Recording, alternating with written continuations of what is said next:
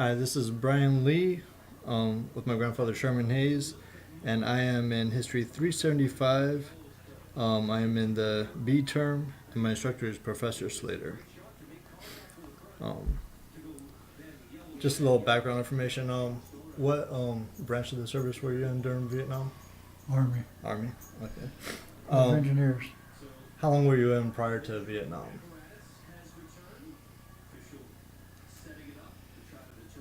Over 8 years. Okay. Um, what was your attitude initially regarding the American involvement in the Vietnam War? It was just a story that we saw on TV when we had a TV during the news time, Okay. and the reason for that being that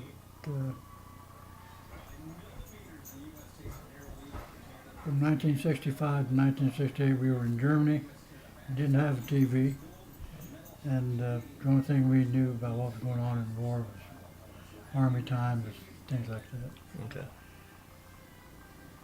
Until one of the lieutenants that we had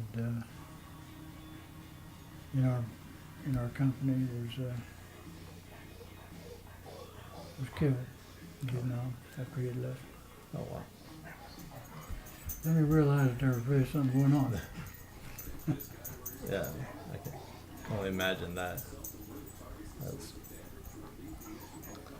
definitely a different way into it there. To realize that there was something going on. Um, as the war progressed, did your attitude change towards the war at all, or? I don't think my attitude changed toward the war. I think it changed toward the American people Okay.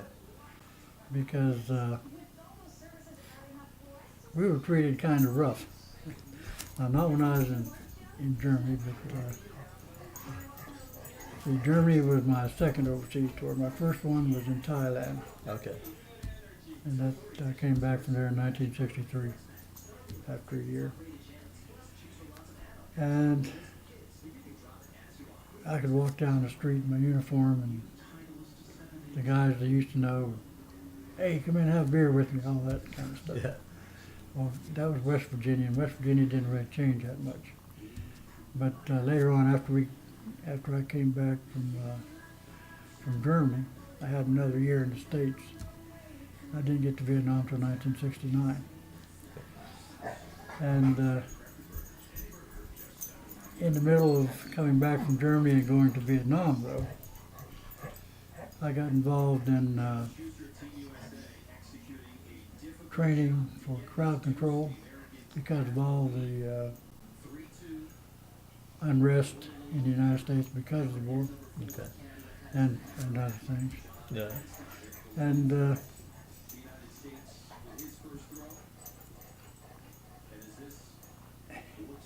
I was a lifer by that time. I had intended to make the military my career, Yeah. and so I didn't appreciate all that. Yeah. Oh, yeah. Definitely. But when I got back from Vietnam, a different thing. People did not like us, and just one of them things. You knew when you get to States, you get out of your uniform and you change into civilian clothes and be part of the crowd. But West Virginia didn't really change that much.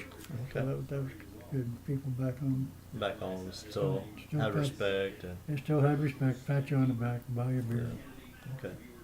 Just the majority of the rest of the country wasn't the same as receptive. Oh no.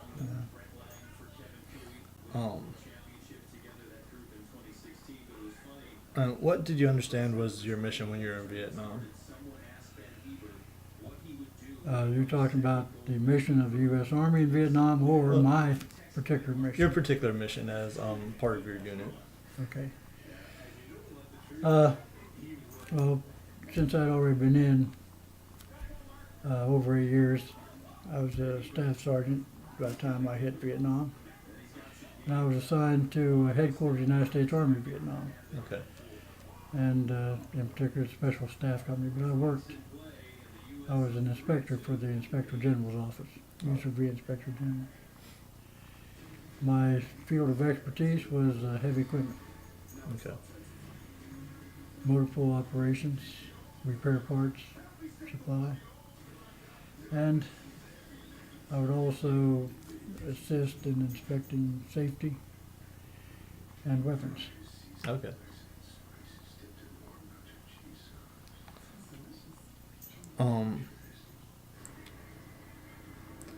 Did you feel that your mission was fulfilled while you were there? Was there any setbacks for your mission that you were? Uh, the mission that I had, we traveled to every location that had a sizable military presence, Army presence, Okay. whenever they were due for their annual general inspection. And we would be with the unit for anywhere from 3 days to 2 weeks. Okay. Get our inspection done, we'd leave, come back, write everything up. We would brief the commander on what we had found while we were still at the unit. But then we would go back and fine tune it, and put it in proper English Yeah. for the record. Yeah. So I think we did what we were supposed to do. I think we did a good job. Okay. Is there anything that you would have changed differently in terms of your mission and its parameters, or is everything pretty good for you?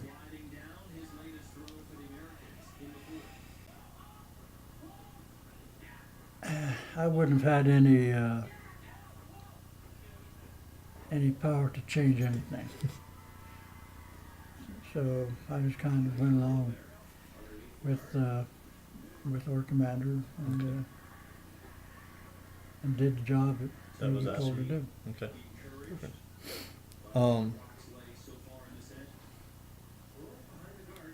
I know being deployed, you're usually with a certain group of guys, and you guys develop a certain bond. Was there did you notice like a stronger relationship between yourself and your fellow soldiers that you were there with, the ones that you traveled with to the different bases to do the inspections, or? If you're talking about the team members that I was with, we were not deployed as units back then as they are now. Okay. Some units did travel over to Vietnam as units, but they were, most of them stayed over there longer than the normal rotation. Yeah.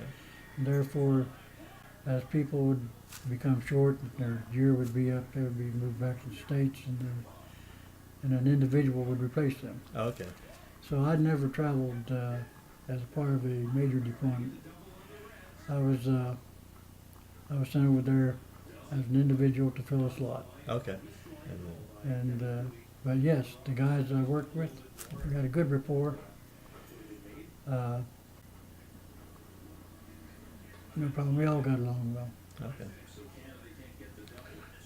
Okay.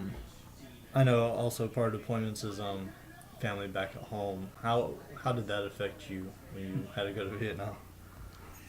Well, that was kind of hard. It's hard because my wife and I had got married after I'd come back from Thailand. We'd been high school sweethearts, and we had written each other back and forth. And we got married in December 1963. I had come back, I think, in March of 1963 from Thailand. But 1965 rolled around. We was in Germany for 3 years. In that period of time, we had your mother and your Aunt Brenda and your Aunt Carmen. So, like I said, we came back in 1968 from Germany, and in the spring of 1969, I went to Vietnam. So your grandmother was left with 3 young kids, and I was gone, of course, and for a year. That's never easy. No. That, yeah. That was always the hardest part of the deployments from my perspective, was being away from the family. Because once you're there doing the mission, it's you're focused on that for the most part. But then Oh yeah. your mind always gets drawn back to the family. Were there any other ways that the war impacted your life?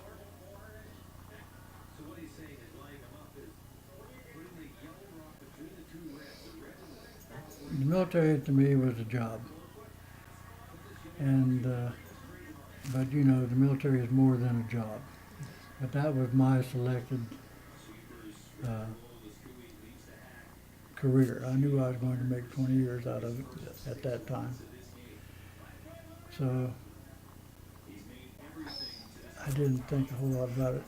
You know, when I came back from Thailand, I was assigned to a training post, and I was an instructor teaching mechanics how to be engineering equipment repairmen, Okay. helpers. So I was right in line with my MOS 62B, Okay. and then of course